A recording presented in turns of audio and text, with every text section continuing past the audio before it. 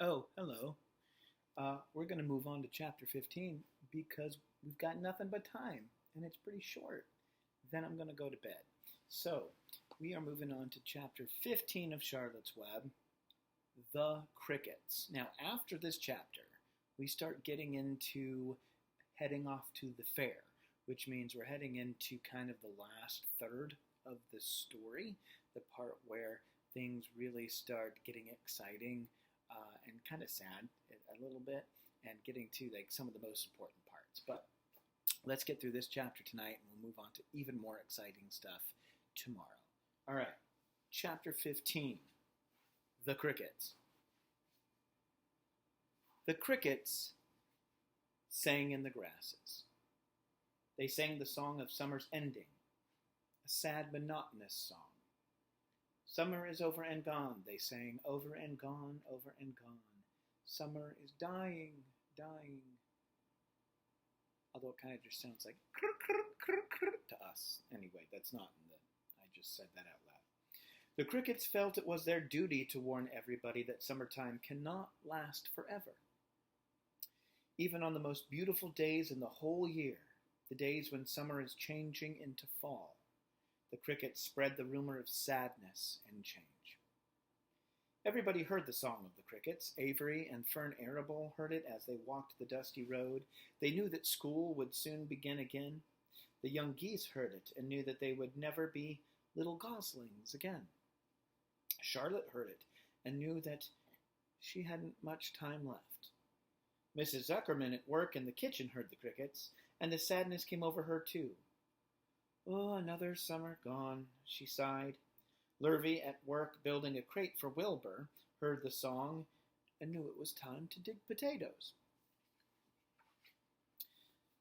Summer is over and gone, repeated the crickets. How many nights till frost, sang the crickets. Goodbye, summer, goodbye, goodbye. The sheep heard the crickets, and they felt so uneasy, they broke a hole in the pasture fence and wandered up into the field and across the road. The gander discovered the hole and let his family through, and they walked to the orchard and ate apples that were lying on the ground. A little maple tree in the swamp heard the cricket song and turned bright red with anxiety. Wilbur was now the center of attraction on the farm. Good food and regular hours were showing results. Wilbur was a pig any man would be proud of. One day, more than 100 people came to stand at his yard and admire him. Charlotte had written the word radiant, and Wilbur really looked radiant as he stood in the golden sunlight. Ever since the spider had befriended him, he had done his best to live up to his reputation. When Charlotte's Web said some pig, Wilbur had tried hard to look like some pig. When Charlotte's Web said terrific, Wilbur had tried to look terrific. And now that the web said radiant, he did everything possible to make himself glow. It is not easy to look radiant, but Wilbur threw himself into it with a will. He would turn his head slightly and blink his long eyelashes. He would then breathe deeply, and when his audience grew bored, he would spring into the air and do a backflip with a half twist. At this, the crowd would yell and cheer. How's that for a pig? Mr. Zuckerman would ask, well pleased with himself. That pig is radiant. Some of Wilbur's friends in the barn worried for fear all this attention would go to his head and make him stuck up. But it never did. Wilbur was modest. Fame did not spoil him. He still worried some about the future, as he could hardly believe that a mere spider would be able to save his life. Sometimes at night he would have a bad dream. He would dream that men were coming to get him with knives and guns. But that was only a dream. In the daytime, Wilbur usually felt happy and confident. No pig ever had truer friends, and he realized that friendship was one of the most satisfying things in the world. Even the song of the crickets did not make Wilbur too sad. He knew it was almost time for the county fair, and he was looking forward to the trip. If he could distinguish himself at the fair and maybe win some prize money, He was sure Zuckerman would let him live. Charlotte had worries of her own, but she kept quiet about them. One morning, Wilbur asked her about the fair. "You're going with me, aren't you, Charlotte?" he said. "Well, I don't know," Charlotte replied. "The fair comes at a bad time for me. I shall find it inconvenient to leave home, even for a few days." "Why?" asked Wilbur. "Oh, I just don't feel like leaving my web. Too much going on around here."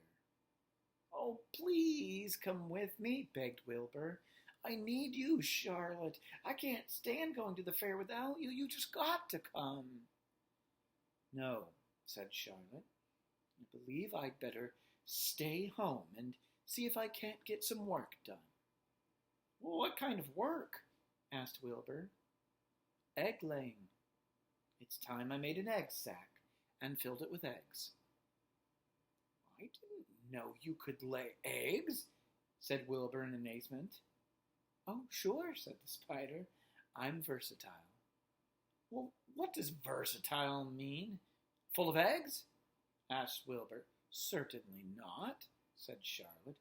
"Versatile means I can turn with ease from one thing to another. It means I don't have to limit my activities to spinning and trapping and stunts like that." "Well, why don't you come with me to the fairgrounds and lay your eggs there?" pleaded Wilbur. "It would be wonderful fun."